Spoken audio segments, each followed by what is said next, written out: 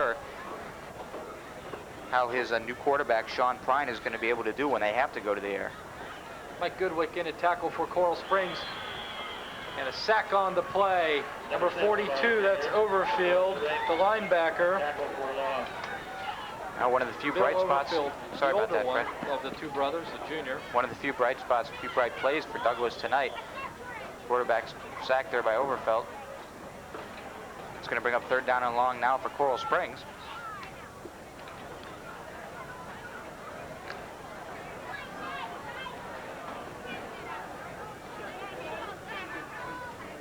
Third down and 12. And Maglio is hit immediately as he takes the handoff. No gain on the play. Oh, we've seen a little bit of a higher level of intensity on the part of the Douglas Eagles defense on this drive. Really haven't given up much. Coral Springs started with the ball around midfield. Has only gotten about 8 yards in the last 5 or 6 plays, so certainly a moral victory for Douglas late in the game here, seeming to gel together, playing a lot better against Coral Springs defense, offense that has dominated them so far in the game. 4th down pass to Grant is incomplete, a little bit underthrown, so Douglas will take over on downs. As you said, at a moral victory.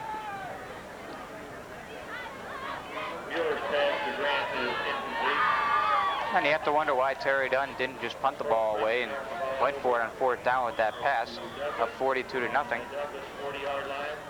The 1st and 10 for Douglas. So Stoneman Douglas takes over 1st and 10 at their own 40-yard line, trailing 42 to nothing. Coral Springs wholesale defensive changes. We'll bring them to you as we can. Wishbone formation for the Eagles. Mark Leiter is the quarterback. And Leiter keeps and pitches and fumbled out of bounds. Pitch was to Mike McIntyre, who played 1 season for Coral Springs. On the Douglas 40-yard line. McIntyre wasn't able to handle the pitch there from Leiter, fumbled the ball out of bounds, actually gained about a yard on that fumble. So that's a little bit of a bright spot there for Douglas in a game where they really haven't seen that many of them.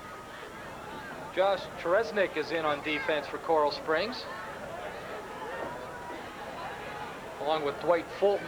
Dwight alternates as a starter, getting some extra playing time tonight as a down lineman. Leiter on the keep again, has the 1st down and more. Got 1 man to beat, and he's unable to do so. The tackle made far sideline Chris Valvo. We've called his name several times tonight. Chris playing a nice ball game. Yeah, he sure is. Made the touchdown saving tackle there, but Leiter just kept the ball around the left side and found a lot of room, as he did on the series before when he fumbled the ball, if you remember. Douglas now with its best field position of the night. They're deeper into Coral Springs territory than they've been. And we'll see if they can get some points on the board. As we were saying a couple of weeks ago or a week ago in the Dillon Taravella game, you certainly just want to get some points on there to make it look a little better. 25-yard gain for Leiter. 1st and 10 at the Coral Springs 34-yard line.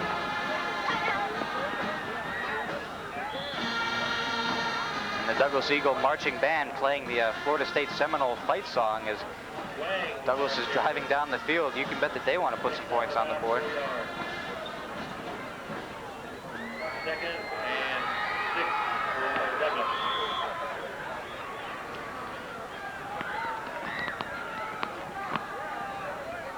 Ball carry for Douglas on that last play was number 33, Dusty Wang. He gets 3 yards to the 31. Coral Springs principal Bruce Wager was just up here saying we're going to call this one the Mosquito Bowl from now on. I told him that the Malathion Bowl might be more appropriate. Leiter on the carry. Picks up 4 yards. 3rd and 1 on the Coral Springs 45. Well, certainly seeing a little bit of an attitude change in the Douglas team tonight here in the 3rd quarter. About 20 seconds left now in the quarter. They played fairly well on defense here in the 2nd half. And now they're driving on Coral Springs. Of course, Coral Springs has a lot of substitutions in there. But Mark Leiter has found a lot of room around the ends when he keeps the ball himself.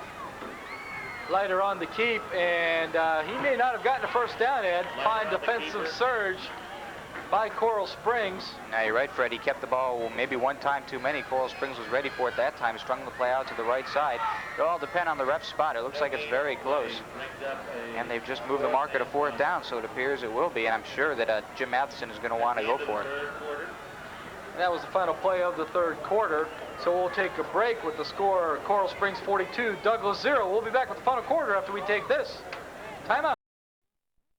Tonight's non-district football clash between the Coral Springs Colts and the Douglas Eagles is the first meeting ever between these two neighboring schools. Douglas trailing 42-0. I'm Fred Michael providing the play-by-play tonight. Joining me is Eddie Greenberger. Our executive producer tonight is Mike Milo, our director Michael Piana, and our cameramen are Jerry Milosevic, Richard Mekowitz, and Chris Scherer.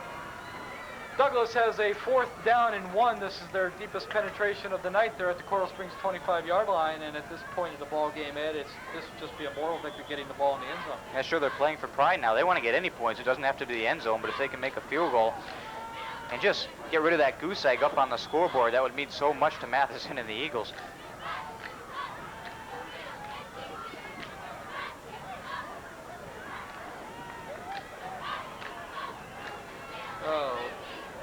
Mark Leiter brings his team up to center. Handoff goes to Dusty Wang, and he has the 1st down and more. Dragged down from behind by Chris Valvo. There's that name again. Picked up a 1st down from the Coral Springs 21-yard line. Gain of 7 on the play for Dusty. Dusty stays at Stoneman Douglas High School. He'll hold many of the school rushing records by the time he leaves in 4 years. He's just a freshman. That's the benefit of playing at a first-year school.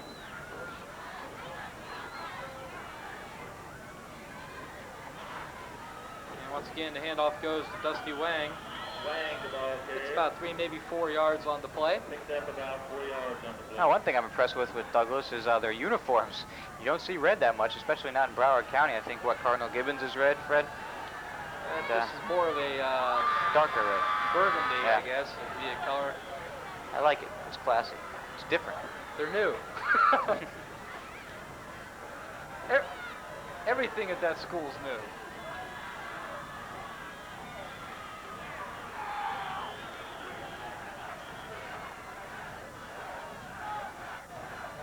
Handoff on that last play goes to number 35.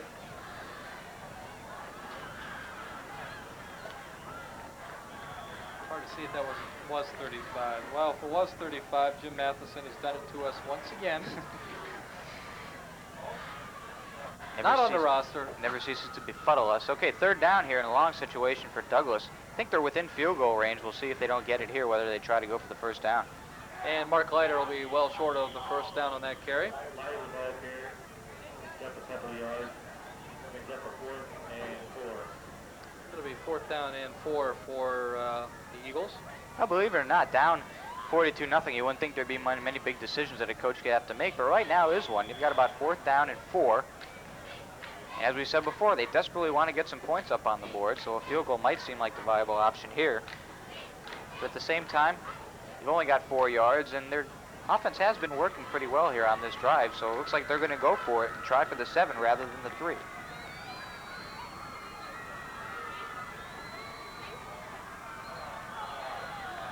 And everybody on the Douglas offense got a head start on that play, and that'll be a 5-yard infraction. That looks like a play out of the CFL, Canadian Football League. Well, so that'll make it about 4th and 9 now. We'll see if Jim Matheson's attitude doesn't change about going for it and rather than the field goal. That'll be 4th down and 9. False start against the Eagles. Brings up a 4th and 9.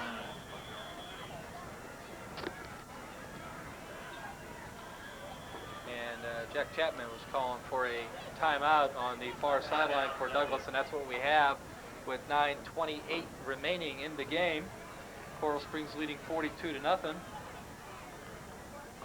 As we stated earlier, Coral Springs will play Coconut Creek on Friday morning, 11 a.m. That's Friday, November 2nd. It'll be homecoming, and Douglas will play their next game at Piper on Friday at 2:45 p.m. No school next Friday, so they're able to play some afternoon football, as Broward County has followed 21 other counties in the state of Florida due to the encephalitis scare. Decided to play football under the natural lights. Well, if they could do it at Wrigley, I guess they could do it here. That's another thing. I think that everybody's gotten so accustomed to football at night. You certainly don't want to play your homecoming game in the afternoon. It sort of takes away from the ambiance of it, but they're going to have to do it. The situation dictates it, and I think Broward County basically made the right move, at least if you want to look at it going along with all the other counties. Broward actually was one of the later counties to do it. Dade County, which is further south, and as you know, the mosquitoes seem to be moving south. Dade County was actually made the decision to move their football games to the daytime earlier than Broward County did. Main concern, though, is the loss of revenue that the schools are going to suffer, Ed. Yeah, you're not going to get as many people out to a football game at 11:30 in the morning, say, as you would at a 7 o'clock at night game, 7:30 or 8 o'clock start. A fake 35-yard field goal, and we have a penalty flag on the play as the pass is incomplete at the goal line. Well, if that's a false start, then it's going to be a dead ball foul, and Coral Springs won't be able to decline it, so Douglas will get another shot at it, but we'll just wait and see what the officials say. Could be a blessing in disguise.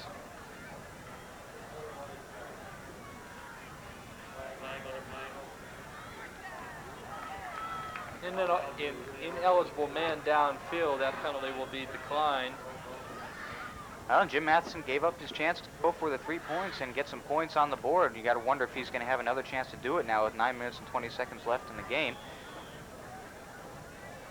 So Coral Springs takes over on downs. It'll have a first down at their own 17-yard line. Probably their worst starting position of the night. Todd Mueller in at quarterback, and there's head coach Terry Dunn. Well, there was head coach Terry Dunn.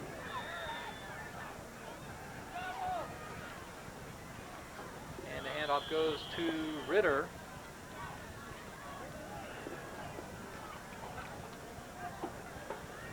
It's his fourth carry since coming in on the last series. Gets the ball just shy of the 20-yard line. We'll give him 2 yards. It'll be second down and 8. Here's the Douglas defense.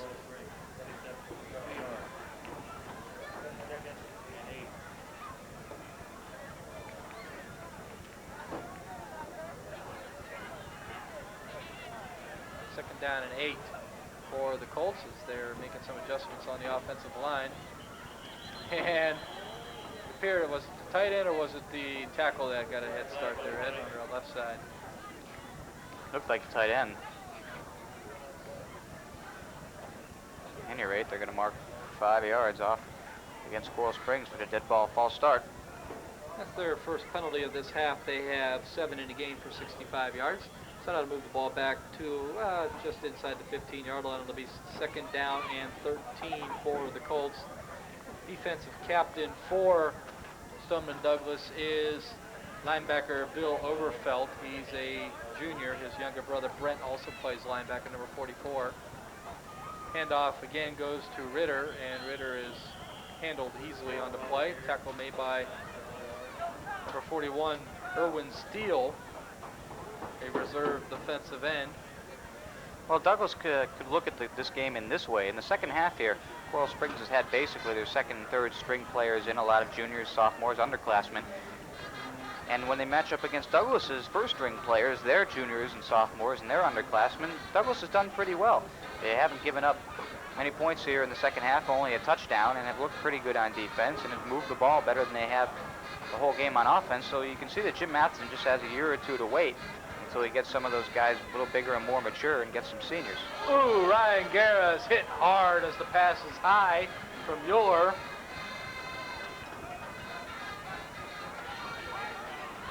It'll be fourth down and 10 after the incompleted pass. Coral Springs will be in punt formation for the first time tonight. And Swartz will handle the punting duties. Kevin O'Halloran was the punter before he got injured several weeks ago. And Swartz has done a fine job since stepping in. booted away. Updike to center, nice snap. And the kick is partially blocked. Number 45, Mike Matlick, gets in to make the partial block. Matlick making the great play there, coming around from left end. Didn't look like as if he was going to be able to get there, but stretched his body out, got his fingers on the ball. And Douglas has great field position again, and certainly now with the first down inside the 20-yard line, they're going to be looking for some points here as we have 7 minutes and 22 seconds left in the game. And we have a flag on that play, so they may not get it. It's possible that they might have called roughing the kicker and that Matlick didn't get the ball, and maybe Schwartz just kicked the ball straight up in the air as a result of the pressure. We'll have to wait for the call.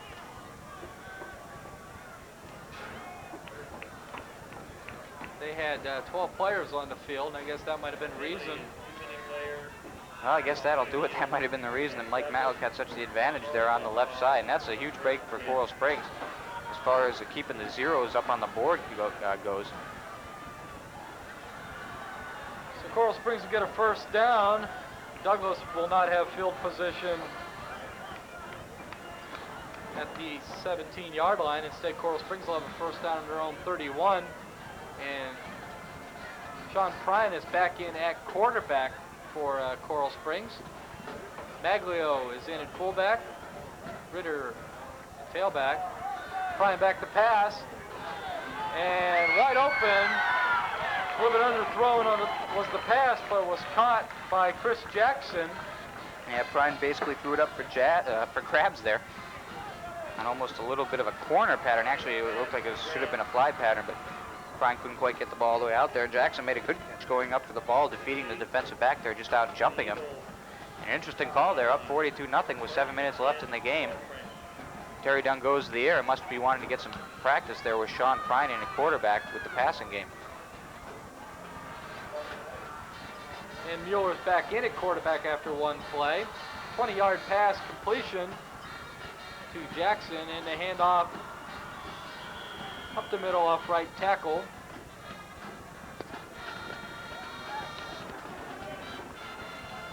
Was Ritter on the carry, number 44. And there's the Stoneman Douglas band having a good time on the in the west bleachers. Being a 1 on the play, it'll be 2nd down and 9. Good crowd tonight. Yeah, it really is on both sides of the field. And once again, we have flags. It appears this one's against Coral Springs. But tackle got a little bit of a head start.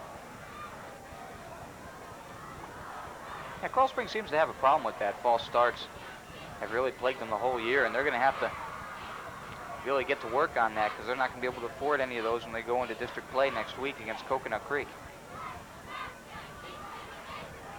No, they call this one against Douglas for offside. They do their best to make us look bad, huh, friend? So it'll be 2nd down and 4.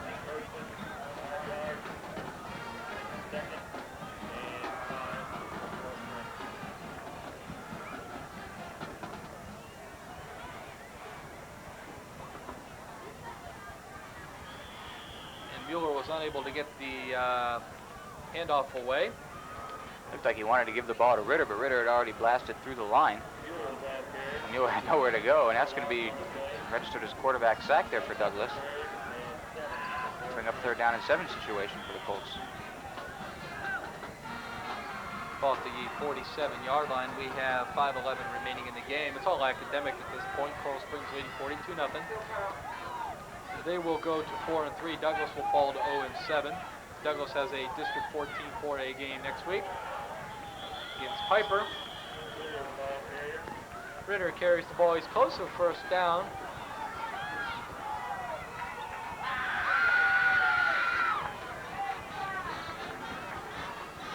Ritter gets 6 yards on the play. 4th down and less than a yard. Terry Dunn's going to go for it once again. Showing his reluctancy to punt the whole night. And Ritter, I don't think he's going to get it. Second effort he does. Nice second effort by Steve Ritter. Fought off the tackle in the backfield. Surges forward for the first down. Yeah, very important when you get hit on those short yardage plays to keep your legs pumping, try to make something happen. That's exactly what Ritter did. On the second effort, he gets an extra couple of yards, and that's going to go for the first down and move the chains. Ritter 24 yards on 8 carries. Coral Springs with 18 first downs tonight.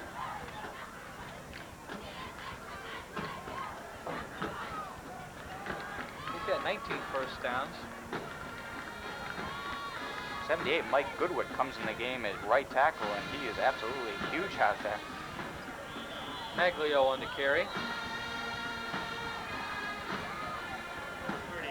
No gain for John Maglio. It'll be second down and 10. Maglio has 66 yards rushing on 11 carries. James Jenkins, I'm sure he's done for the night. 144 yards on 19 carries and 3 touchdowns.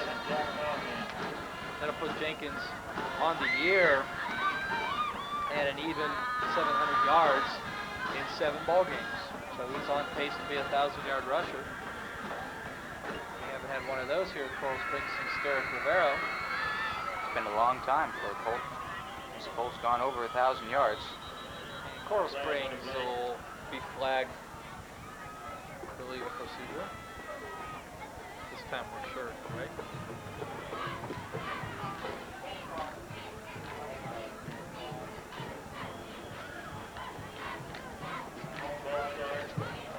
Second down and 15 for the Colts.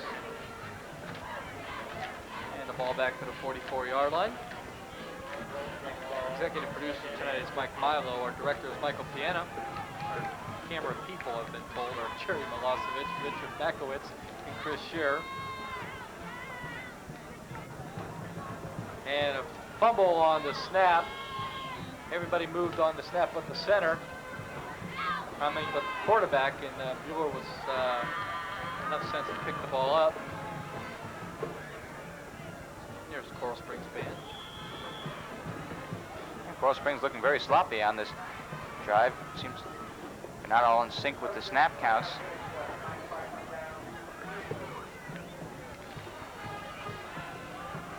Two and a half minutes remaining, and the clock is ticking. Third down and 15 for the Colts. Pitch goes to Ritter, and Ritter gets nowhere as Overfield. And Frankie Cava making tackle. Tackle by number 80, Ronald Stark. It'll be fourth down and 15. Frank Cava, and then on that last tackle, he's a 6', 160-pound sophomore.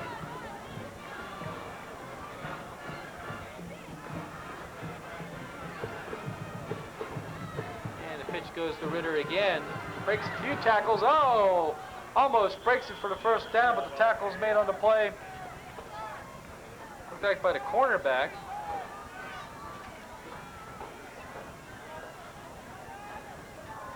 So Ritter is just short of the first down, and Douglas will take over on downs. Now it's obvious Douglas is going to have to go back to the drawing board after tonight's game, but Jim Matheson does have a lot of bright spots to look at tonight, particularly here in the second half. Douglas has really played just about even with Coral Springs here since the halftime break, and that does give him some hope for the future once he gets those guys a little bit older and he has some seniors coming in and a lot of experience with all these players playing together as a team. He'll be a force to be reckoned with in the next few years. Leiter back to pass, has a man open, and nice catch. Mike McIntyre on the reception. Was a great catch by McIntyre, but also the throw by Leiter was perfect. He couldn't have put that ball any better. McIntyre actually was pretty well covered, but Leiter laid the ball right in there. 26-yard completion. It'll be first and 10 at the 41-yard line. First completion of the night for Mark Leiter. 42 seconds remaining. Leiter back to pass again. Has a little bit of time. Gets the ball off as he's hit. And 3 Coral Springs players dive for it. None of them come up with it. Ryan Guerra was one of them. Yeah, Leiter just wasn't able to get the ball off. He was hit as he threw the ball, and he threw it up for grabs. But Garrett wasn't able to come up with it. He had to try to dive for the ball. We only have 33 seconds left. Matheson, I'm sure, wants his Douglas Eagles to try for any kind of points they can get, and with 33 seconds left, that probably means a couple Hail Mary passes here. Joe Clough also came close to getting the interception on the last play for the Colts. This game is just 2 hours old. This may be one of the quickest games we've had this season, especially considering all the scoring, 42 points. Leiter back to pass. This time he has plenty of protection. Gets off the pass, a little bit underthrown, but still almost caught on the far sideline. The intended receiver was Ryan Armstrong, who had a 42-yard reception nullified by a penalty earlier in this game. Armstrong double covered there on the right side by the cornerback and the safety, but actually had to come back for the ball because it was underthrown by Leiter and almost caught it as a result. But the ball just glanced off his fingertips. Third down now for Douglas, and I'm sure we'll see another deep pass. 25 seconds remaining in the game. While we have a moment, we'd like to thank our executive producer tonight, Mike Milo, our director, Michael Piana, our camera people, Jeff Milosevic, Richard Makowitz, and Chris Scherer. Proud to bring you high school football on CSTV. Leiter's pass, overthrown, and incomplete. So it'll be 4th down and 10, and for all intents and purposes, this will be a last gasp effort at possibly getting the ball in the end zone for Douglas. Yeah, or even getting close enough to attempt a field goal, try to erase the shutout. But you have to think they have to go for the first down. Coral Springs will go to 4-3 on the year. Douglas will fall to 0-7. Happy to bring you once again high school football. Ed, we're hoping to see a relatively close ball game. We thought Douglas would come out fighting, and they got a little bit behind early, and were never able to catch up. Yeah, you're right, Fred. It's a shame we didn't have a much better ball game, but really we had what we expected tonight. Coral Springs, the experienced team, and actually playing fairly well so far this season. And Douglas hasn't won a game yet, and of course they're young without the seniors. But as I said, Jim Matheson really can't get too upset about this game, can't dwell on it, or any game he plays this year. Just have to chalk it up to learning experiences for his team, which is so young. And Jim Matheson will have this team ready to play football in the next couple of years. He is a competitor and one of the better football coaches around. So Douglas will finish with 45 yards rushing, 26 yards passing. That's a total offense of 71 yards, and of course, most of that coming in the second half. Matter of fact, they were negative 15 at the half, so they gained 86 yards in the second half. Coral Springs has 35 yards passing and a whole bunch rushing. We'll add it up here for you real quick. 257 yards rushing.